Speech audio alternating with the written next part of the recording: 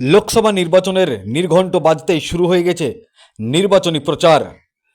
আইএসএফের অঙ্গীকার জনগণের অধিকার এই মন্ত্রকে কাজে লাগিয়ে বিভিন্ন পাড়ায় পাড়ায় গ্রামে গ্রামে মোড়ে মোড়ে চলল পথসভা। আইএসএফ কর্মীদের উদ্যোগে আজ ভগবানগোলা 2 নম্বর ব্লকের ভান্ডারা মাদ্রাসা মোড়ে পথসভা অনুষ্ঠিত হলো আইএসএফের। আজকের এই সভায় উপস্থিত ছিলেন রাজ্য কমিটির মেম্বার অলিউল ইসলাম, মুর্শিদাবাদ জেলা সভাপতি হাবিব শেখ, ব্লকের সভাপতি আমরুল শেখ, এছাড়া আরও অন্যান্য আইএসএফ কর্মীগণ উপস্থিত ছিলেন। তিনারা সংবাদ মাধ্যমকে কে কি জানিয়েছেন বিস্তারিত শোনাবো আপনাদের। এই ভিডিওটি যারা দেখছেন চ্যানেলটি লাইক করবেন, শেয়ার করবেন আর সাবস্ক্রাইব করবেন। আই লাভ মাই ইন্ডিয়া, মেরা ভারত মহান।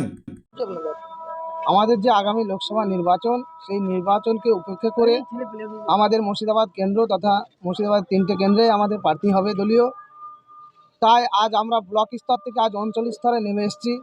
আমাদের পথসভা হচ্ছে আগামী কালও হয়েছে 3টে, আজকেও 2টো আছে। এই গতকাল হয়েছে 3টে, আজকে 2টো আছে, ডোমকুল এবং এই ভগবানগোলা 2 আমডাহারা অঞ্চলে আমরা পথসভা চালিয়ে যাচ্ছি। যে আগামী লোকসভা নির্বাচনে আমরা যেন মুর্শিদাবাদবাসী যে অন্যায়ের বিরুদ্ধে প্রতিবাদ করবে এবং সিট দ্বারা সোজা রেখে শাসকের চোখে চোখ রেখে কথা বলতে পারবে।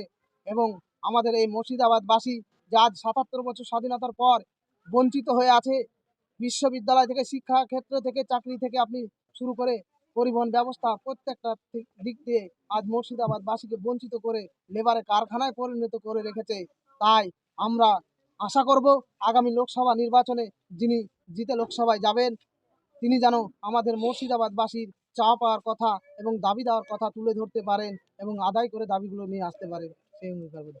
আপনার নাম পরিচয়? আমার নাম অলিউল ইসলাম, আমি মুর্শিদাবাদ জেলা সম্পাদক।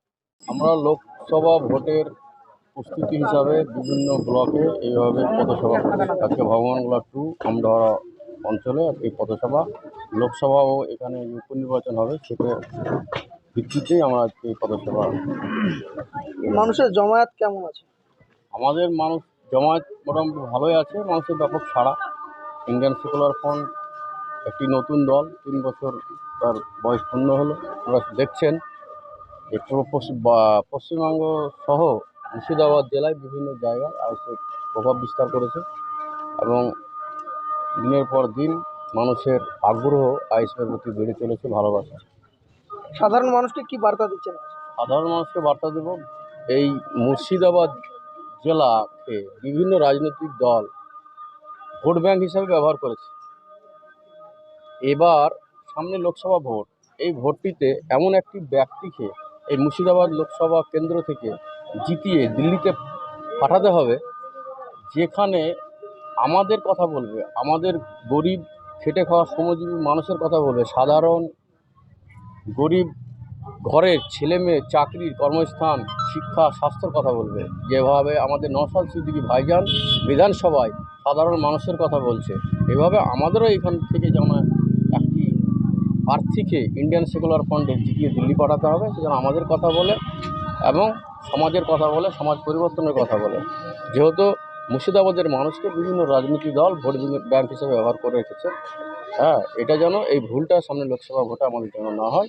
আমরা যিনি আইএসএফের ক্যান্ডিডেট হবে তাকে ভোট দিয়ে জিতিয়ে আমরা যেন দিল্লি পাঠাতে পারি, এই আহ্বান আমি মুর্শিদাবাদ জেলার মানুষের কাছে রাখবো। আপনার নাম পরিচয়? আমার নাম হাবিব শেখ, আমি জেলা সভাপতি মুর্শিদাবাদ জেলা ইন্ডিয়ান সেকুলার ফ্রন্ট।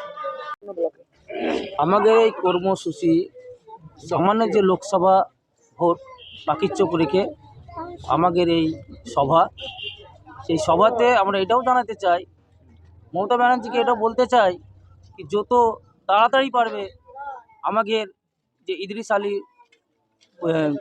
এমএলএ বাবু ছিল, সে মরে গেছে, আমরা এখানে যত গতিতে উপনির্বাচন আমরা এখানে করতে চাই।